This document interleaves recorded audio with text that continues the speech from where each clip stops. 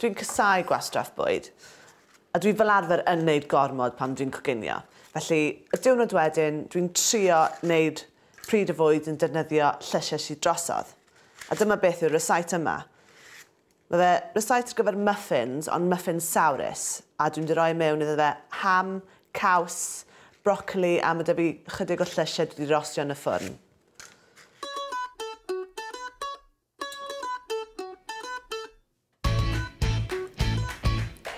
Mae'r recite ma'n un bach ffab.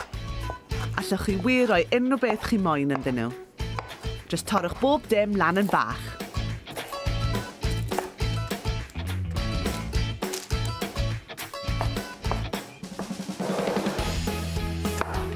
Pwyswch 225 gram o fflwr codi mewn powlen fawr gyda pinsied o halen.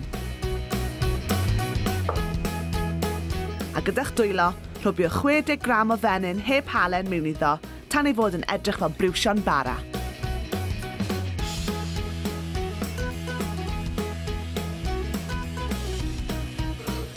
Rhowch y llysiau a'r cig i mewn cyn gratio tua 50 gram o gaws.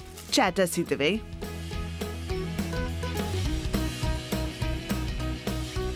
Mewn powlen arall, cymysgwch 175 ml o lath gyda 2 wy cyn ei arllwys i mewn i'r cymysgedd muffin.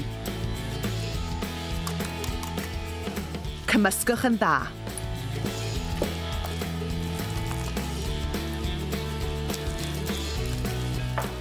Yr unig peth sydd ar ôl i wneud nawr yw i lenwi'r cases. Dwi'n llenwi nhw tua 3/4 llawn.